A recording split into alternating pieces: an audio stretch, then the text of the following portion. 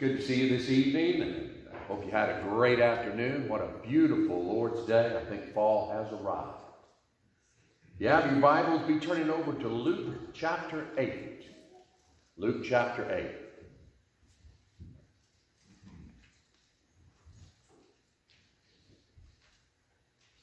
One of the things that's fascinating, at least to me, and I'm sure it is to you as a child of God, wearing the name Christ, is how much Christ reveals himself to us when he was here physically on this earth. Answering the question, who is this Jesus? In Luke chapter 8, there are several, I suppose, situations or several incidences that occur that kind of give us an insight to who he is and what he's all about. And I think the more that we learn and we read about Jesus, the more we see who he is and what he's all about, the closer it allows you and I to get to him. Anytime we get to know someone better, generally when they are positive individuals, it allows us to feel closer to them. It allows us to love them even more. And that's the whole idea of what God has chosen to reveal to us within the Scriptures. Is so not only do we appreciate what God has done, what he's doing and will do, but to appreciate the very life that Jesus spent giving up the position in heaven to come down and to live and to suffer and to die on the cross of Calvary. So he's sharing with us, and we'll look at some of these events. We may not look at all of them tonight, but there's at least 4 events here in chapter 8 that kind of gives us some insights of hopelessness, despair, but on the other side of that, the hope that we have in Jesus Christ. If you didn't have Christ and he wasn't who he said he was and he didn't do what he did, then we truly would be hopeless and helpless in so many different ways. These events, I think, put together to show us something unique and very important. When we walk around today and we say, well, I want to be Christ-like. Well, how would we know what that is unless we study who he is, the person of Christ? When we talk about Jesus Christ, we're talking about both the divine side and the human side. That's kind of represented in the very name, Jesus Christ. We have both sides of that. So Luke, I think, wants to ask and answer the question, who is this Jesus? So let's begin with chapter 8, verse 22 through 25, and we're going to look at a particular story that I suppose if we were to entitle the story, we could entitle it, Lord Over the Deep. In Luke chapter 8, beginning with verse 22, there he says, it came to pass on a certain day that he went into a ship with his disciples, and he said unto them, let's go over unto the other side of the lake, and they launched forth. But as they sailed, he fell asleep, and there came down a storm of wind on the lake, and they were filled with water and were in jeopardy. They came to him and awoke him, saying, Master, Master, we perish.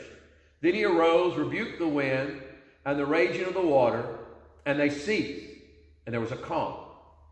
And he said unto them, where's your faith? And they, being afraid, wondered, saying one to another, what manner of man is this? For he commandeth even the winds and water, and they obey him. What a wonderful story that we find here. And anyone that's ever been out on the ocean in open water during a storm knows what this must have been like. It is a frightening thing, I can assure you. And when you think about it and you realize that what we have here is Jesus, of course, getting into a boat with his disciples. He's going to cross to the other side of the lake. This is known as the Sea of Galilee. It may not normally be what you and I would associate with a lake. In this particular journey, it's only a few miles But obviously Jesus is quite weary because he falls asleep. Obviously he's not concerned about anything happening to him. He's not worried about the weather conditions. And we find him falling asleep. And when you think about this boat, don't picture it as some sort of luxurious yacht. I mean, you can look back at some pictures, and I'm sure you can find very easily what this vessel was. It's more, I guess you could say, like a long fishing boat with probably passengers, 10 to 15 folks. Not that big of a boat. It's kind of like when we've gone on these cruise ships in the past, and we would make the mistake when we first started calling it a boat. And the captain would very quickly point out, this isn't a boat, this is a ship. The boat is what's hanging on the side if we have any problems that you have to get into to escape the ship. But this is a ship, not a boat. This, folks, that we're talking about here is pretty much a boat. And probably not very structurally sound in a lot of ways. As I said, would probably hold upwards to 15 individuals. They would be exposed to the elements for the most part. And Jesus is tucked away. I imagine he's right there pretty much with his disciples. But a little different situation. He's not as concerned as they seem to be. He's able to go to sleep. While he's sailing across this lake, we have a windstorm that comes. When you look at this, they say in looking at commentaries and other resources that the lake is 700 feet below sea level, and the mountains around the lake are approximately 1,000 feet above sea level. So the terrain of the land around the lake, the wind would rush down the mountain onto the lake, and the effects of that would be a great storm.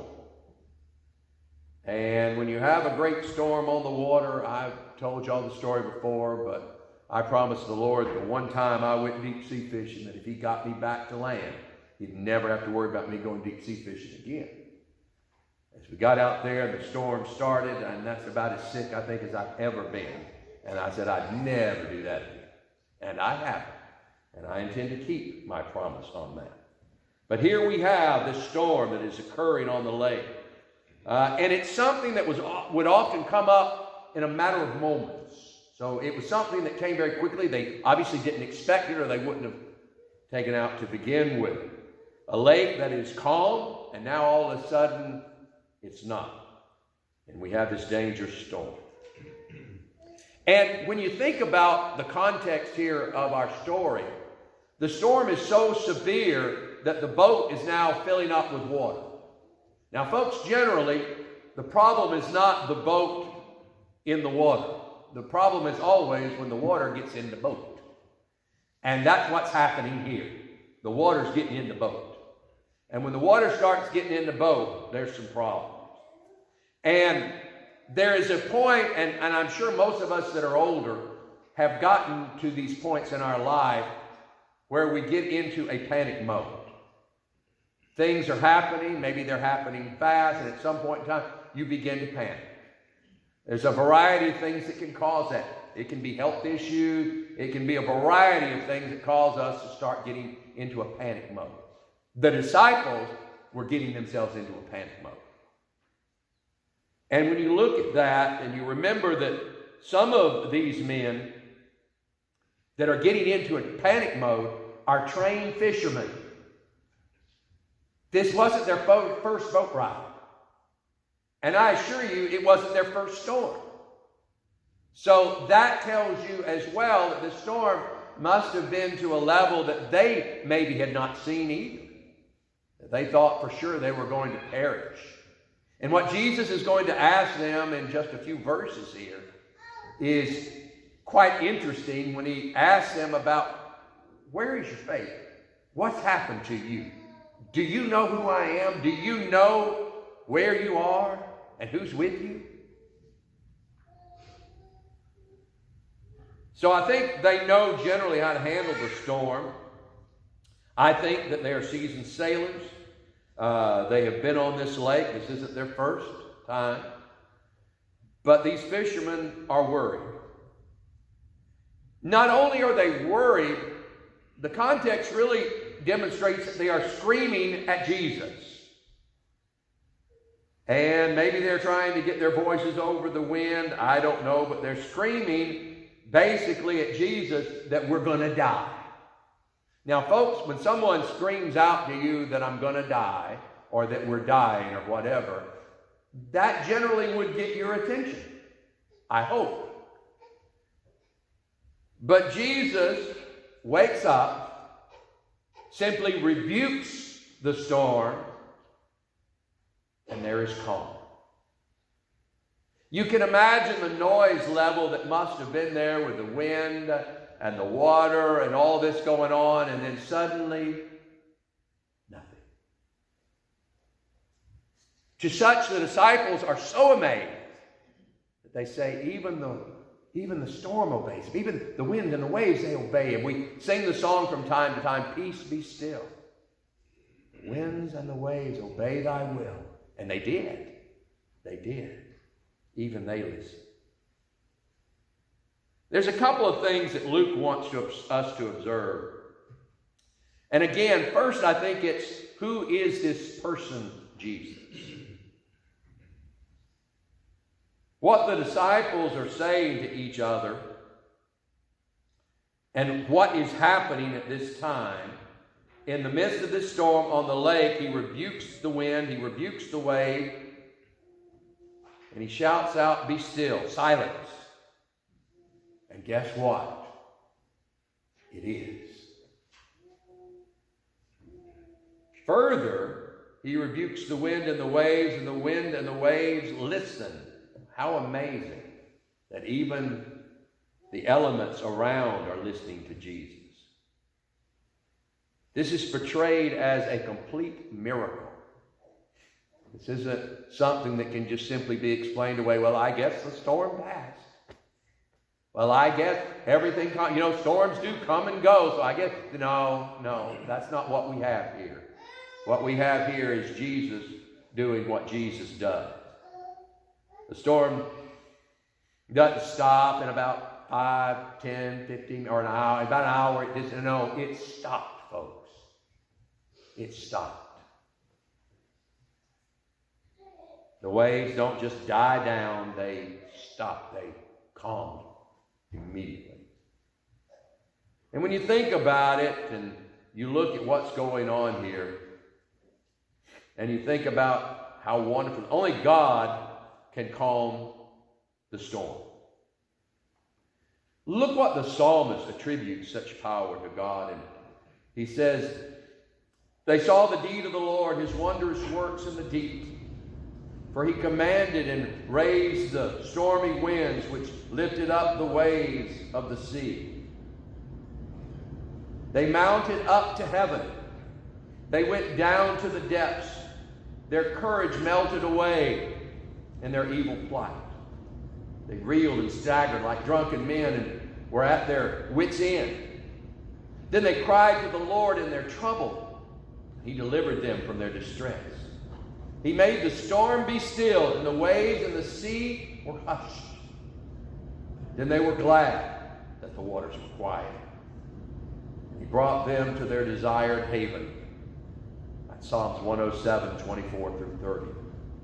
So that's the first point that Luke wants to drive home to the reader. Is to learn that Jesus has complete control over creation. There is nothing that Jesus can't deal with. There is no thing or person that Jesus can't handle. Then and now. And that should be the encouragement that you and I get from this. If the wind and the waves obeyed his will, guess what? They still do. They still do.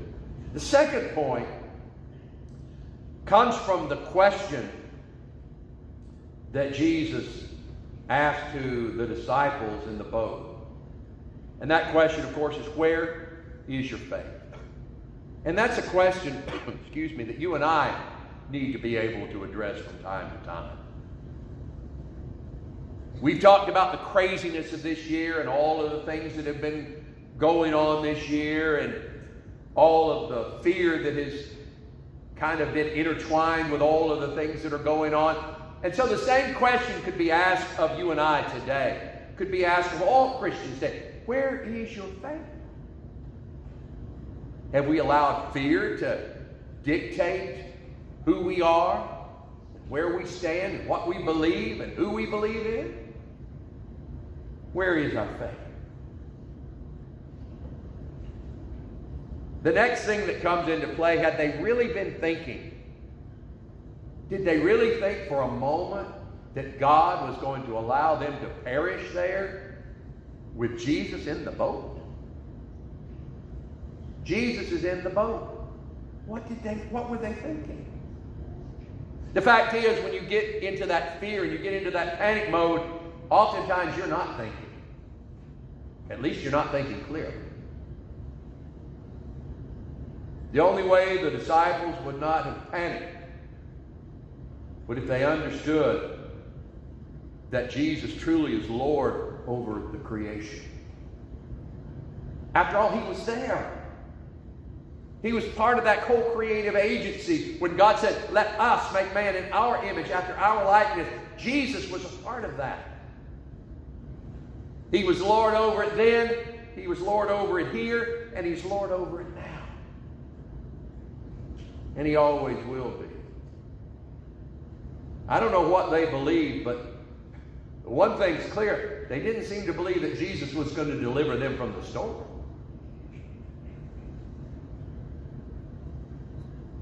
They didn't believe that Jesus maybe was powerful enough to deal with the problems that they were facing. Oh, sure, if it had been a little rainstorm or if it had been a little problem with a leak in the boat or something like that, Jesus probably could have handled that, but this is big. And sometimes when we look at the actual story here, but then we associate that with the things that you and I go through, sometimes we think, well, God, Lord, you can handle the little storms in my life, but I don't know if you can handle the big storms that I face. Well, folks, that's the storms we want him to handle.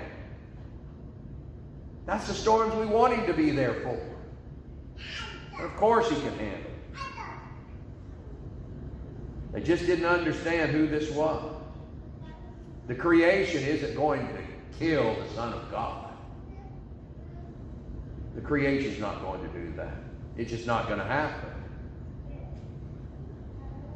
Nor is the creation going to drown them in the lake. When Jesus said they were going to the other side of the lake, guess where they were going? See, they just weren't thinking. Jesus said, we're going to the other side of the lake. This is the Son of God. We're going to the other side of the lake. There's nothing going to happen. He said that's where we're going. That's where they were going. That's where they went. And someone says, well, yes, I know. You look at this and say it's all about this great lesson that we learned, and it is. We're going to look at some of these other lessons, and I'm not going to get into it, not because I want to be sure and spend some other time, but as we get through the other passages, verse 26 through 39, and also verses 40 through 56, and I hope you'll look at those before next Sunday night and the following Sunday, but we're going to talk about how he's also over the demons, and then finally, he's over disease and death, and I think that's one of the things that maybe becomes more frightening to a lot of folks. Is God really there? You know, when we talk about even quoting the 23rd Psalms from time to time, the Lord is my shepherd, I shall not want. And we began to go through and understand how comforting that really is for the child of God. He's my shepherd. Either he is or he's not. And either he's going to make me lie down in green pastures and those still waters and all of the beautiful picture that's portrayed there in the 23rd Psalms, but is Jesus Lord over that? When we go to God in prayer, is he there for that?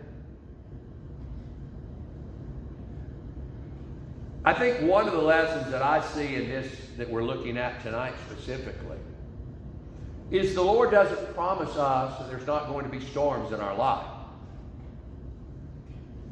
He doesn't promise us that some of those storms aren't going to be quite severe. But when you look at this, what He does promise us is that He'll be right there riding the storm out with us, and He'll calm our storm if we'll let Him. Jesus is Lord over all, and He will use His power to deliver us through the storms. Not to keep you from troubles, but be able to deliver you through those troubles. What we're going to see is that Jesus is going to be very clear from the stories that we look at here. And that is searching for faith. Faith of His followers. Your faith, my faith. Jesus allows the storm on the lake and asks, where's your faith? We're going to see with the demon-possessed man, we're going to see Jesus finding out who exactly is going to follow Him. The woman with the issue of blood was healed because of her faith. Too late, not trouble Jesus any further or to listen to Jesus who said, do not fear, only believe. So when the question is asked, where is your faith? It's a pretty bold and full question, isn't it? Because the way you and I handle the difficulties that we go through in this life, and obviously the older we get, the more difficulties and problems and situations are going to arise in our life and in the lives of our loved ones. But the real key is, how do we deal with those difficulties? Do we think, okay, God, I got this, I'll handle it? Or do we allow Him to come along with us and not fear, just believe? Where's your faith? Jesus has power of all things. The key becomes, are we going to trust Him to get us through the difficulties that we will face? Are we going to believe in Him? You see, because at some point, if it hasn't already happened in your life, your boat's going to spring a leak. Your boat's going to start filling with water. And when it does, and you begin to sink, will you serve Him? When tragedy happens in your life, and again, you live long enough, it will, the death of loved ones, will you proclaim Him? When all around seems to be collapsing around you, will you still claim Him as your Lord and Savior, or will you reject Him? Will you do like the woman that we're going to talk about in the weeks to come, that just simply had faith enough to touch Him and be healed? Or will you walk away? We know as His children that He's the only one that can truly calm these storms. But you got to be a part of the family of God before these storms are really going to start being calm, folks. I think everyone that's here tonight at the Age of Accountability has done that initial step, and we know that there's much more to it than that. It's being faithful unto death, Revelation 2:10, in order to receive that crown of life. So tonight, as you evaluate where you are, if you're not where you need to be, if you're not where God wants you to be, then I hope you'll get there very soon. Right now, while together we stand and sing.